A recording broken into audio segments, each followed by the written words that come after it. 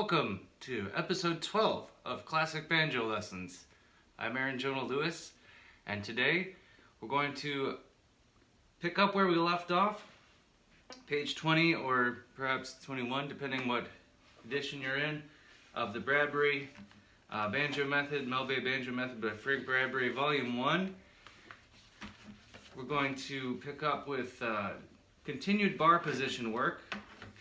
And then we're going to get into what I think of as the Holy Grail. I think is maybe not the right term, but it's basically my bread and butter. It's like what I use this every day. What we're going to get into, it's called alternate picking and continued alternate picking. It just goes over a little bit over one page. And I'm going to talk about this in depth.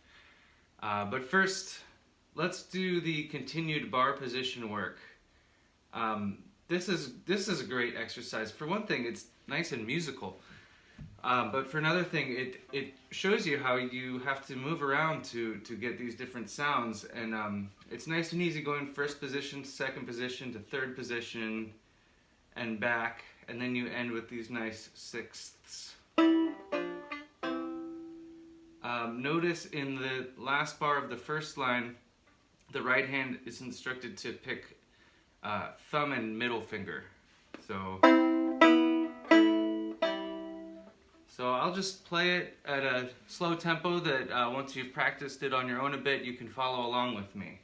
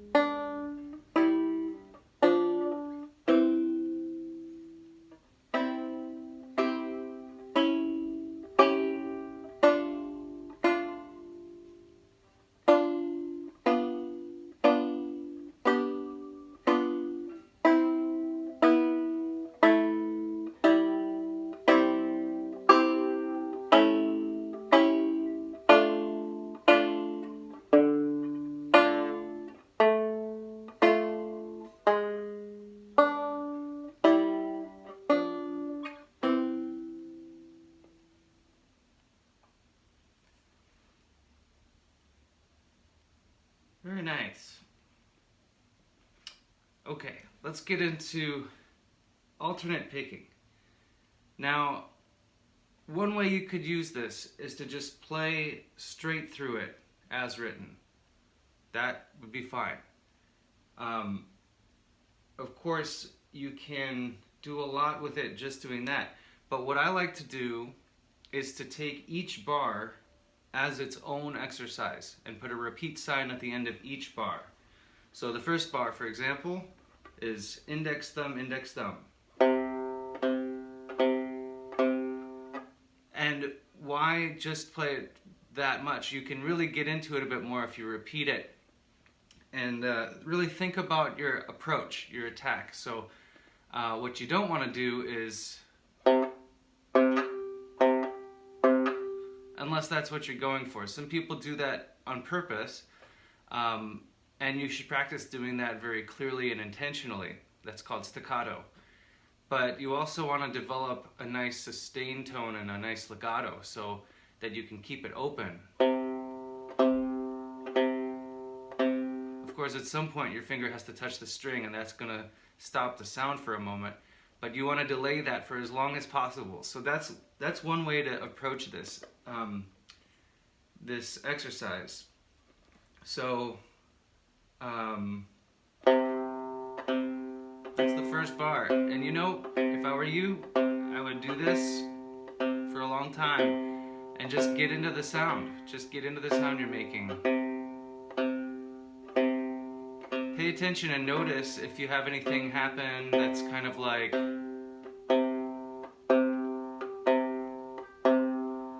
you know, that's going to be something to pay attention to. See if you can make it last. It's a very small difference, but this is what we have to work with. If you want your playing to come through and really be remarkable, you got to spend time on these small details. Plus, it's just really enjoyable. You know, the next bar is just open G string.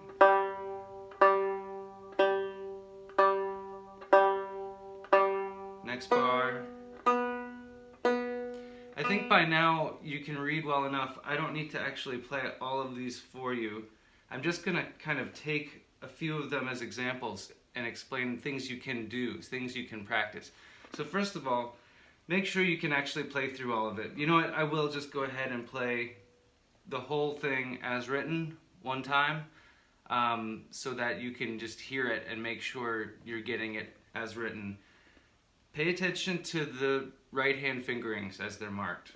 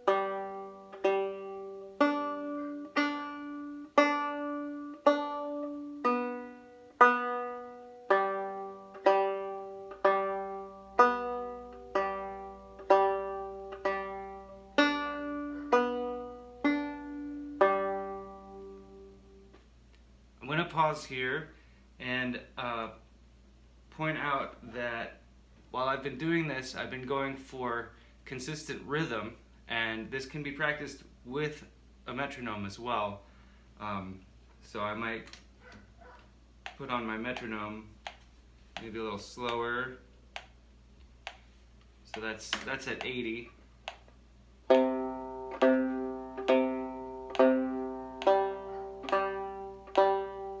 And so on. Or I might practice with the beat hitting on the offbeats.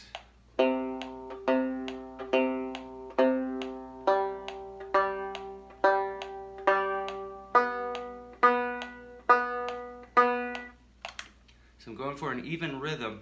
The other thing I'm going for is an even sound, so I don't want to have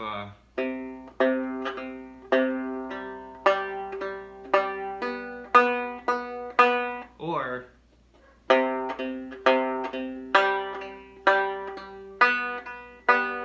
try to make the fingers equal, so that when you're playing passages, you can have a smoothness to it. Then, of course, you also want to practice inserting accents. None of this is written in. This is bonus material that I'm teaching you. This is just great material for practicing and developing your technique.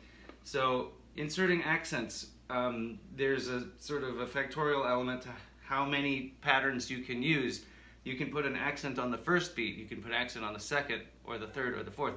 You can do the first and second, the first and third, the first and fourth, or just the second and third, and so on. So you want to practice all of these possibilities. It'll keep you busy for a long time.